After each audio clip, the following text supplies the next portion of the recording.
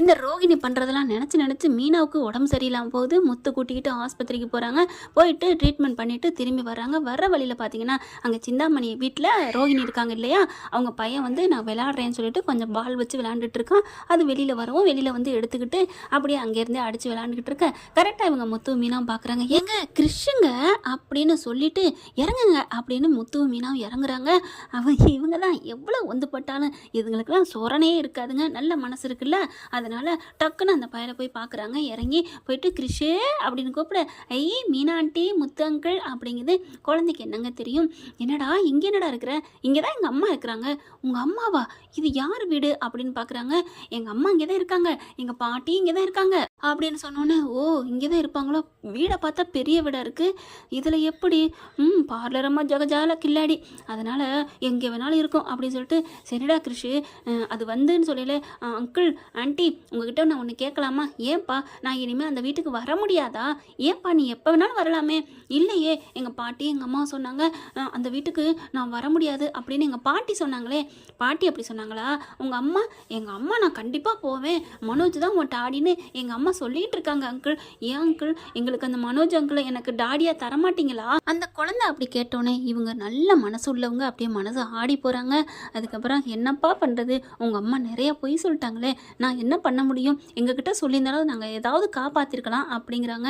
Uncle uncle எனக்கு அந்த வீட்டில் இருக்கத்தான் ரொம்ப பிடிச்சிருக்கு அங்கிள் அப்படின்னு கிருஷ்ண சொல்கிறான்.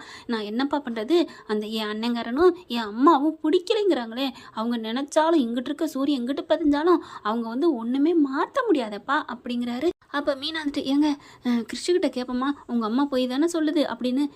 யார்டி இவ, நமக்கு ஆதாயம் வரணும் அப்படிங்கிறக்காண்டி சின்ன பிள்ளடி அவன்கிட்ட போய் கேட்குற, அதெல்லாம் வேணாம் தப்பு, நீ சும்மா இரு அப்படின்னு சொல்லிட்டு, ஒன்றுடா கிறிஷு நீ போய் விளையாடு, இப்போலாம் வெளியில் வரக்கூடாது சரியா அப்படின்னு சொல்ல, சரிங்க uncle, thank you uncle, uncle uncle நான் நம்ம வீட்டுக்கே வந்துடுறேன் அங்கிள், பார்க்கலாம்டா, கொஞ்ச நாள் பொறுங்க, என்ன பண்ணுறது ஒன்றும் புரியலை, நான் யாருக்கு சொல்கிறது அப்படின்னு சொல்லிட்டு கிளம்புறாங்க.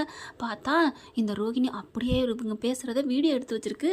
சரியான ஆள் இல்லையா, அதாவது வீடியோ மட்டும் இருக்குது, ஆடியோவை அப்படியே லைட்டாக கொச்ச கொச்ச கொச்சங்கிற மாதிரி எதுவுமே கேட்காத மாதிரி தூரத்துலேருந்து எடுத்து வச்சுருக்குதுங்க. இப்போ என்ன பண்ணுறாங்க, அடுத்து ஹியரிங் வருது, கோர்ட்டுக்கு போகிறாங்க. போயிட்டு எல்லாத்தையும் வழக்குகளை விசாரிச்சுட்டு இருக்காங்க. செம்மையாக நீதிபதி விஜயாவை கொடுத்து கலட்டி கழுவி கழுவி ஊத்துறாரு.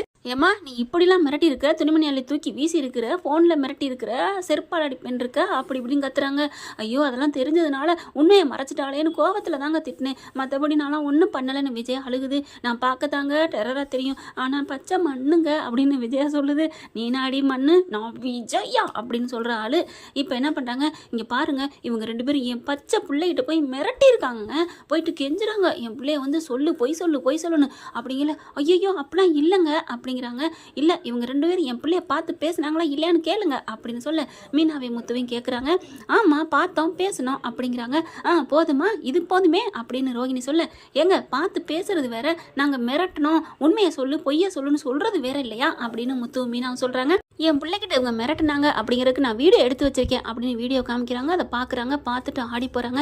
ஆமாம் ஏமா இந்த பிள்ளைகிட்ட நீங்கள் பேசுகிறீங்க சார், நாங்கள் தான் பேசணும்னு சொன்னோமே சார், ஆனால் நாங்கள் மிரட்டலை சார் அப்படிங்கிறாங்க. இல்லைங்க இவங்க என் வாழ்க்கையை கெடுக்க நினைக்கிறாங்க, இவங்களுக்கு அப்படி நான் என்ன பாவம் பண்ணேன்னு தெரியல அப்படிங்கிறாங்க. அடுத்து மனோஜ்கிட்டையும் விசாரிக்கிறாங்க. ஏப்பா எல்லாத்தையும் தான் அந்த பொண்ணு புட்டு புட்டு வைக்கிதேப்பா, உங்களோட வாழணும் தானேப்பா ஆசைப்படுது. இல்லைங்க இவ பொய் சொல்கிறா, என்கிட்ட முன்னாடி இவ சொல்லவே இல்லை அப்படின்னு அடித்து பேசுகிறாரு மறுபடியும் மனோஜ். நீதிபதி கேட்குறாங்க, நீ தானப்பா சொல்லியிருக்கிற கல்யாணிங்கிற சொல்லிட்டா டாடின்லாம் கூப்பிட்றதுக்கு சம்மதிச்சேன்னு, அப்புறம் என்னப்பா இப்போ வேறு மாதிரி மாற்றி பேசுகிற அப்படிங்கிறாங்க. அப்போ உடனே பார்க்குறாங்க, இல்லைங்க இவ பேய் மாதிரி வந்து நடித்தாங்க, நான் கல்யாணி வந்திருக்கேன் என் பிள்ளைய ஏற்றுக்க அப்படின்னு போய் சொல்லி நடித்தா, நான் அதைத்தான் தெரியும்னு சொன்னேன் அப்படின்னு சொன்னோன்னே இங்கே ரோஹிணி என்ன பண்ணுது, இங்கே பாருங்கள் நான் வந்து நடித்தேன் தான், அதுக்கு கூட ஐடியா கொடுத்தது இந்த மீனா தான். மீனா தானே சொன்னோன்னே விஜயா பார்க்குது, ஏண்டி ஐடியா கொடுத்தியாடி அப்படிங்கல. இல்லை அத்தை அத்தை அது வந்து அத்தை ஒன்றா இங்கே மீனா தானே இழிச்சு வாயி இங்கே மட்டும் எகுரும். அடுத்து பார்த்தா டக்குன்னு என்ன பண்ணுறாங்க, முத்து இருந்துட்டு மீனா நல்ல ஐடியா அப்படின்னு காதுக்குள்ள சொல்கிறாரு. ஆமாம் இல்லை அப்படின்னு சொல்லிட்டு இவங்க பேசிகிட்டு இருக்கல, நான் ஒன்று சொல்லலாமா அப்படிங்கிறாங்க. கோண்டுக்கு வந்து சொல்லுங்கள் அப்படிங்கிறாங்க.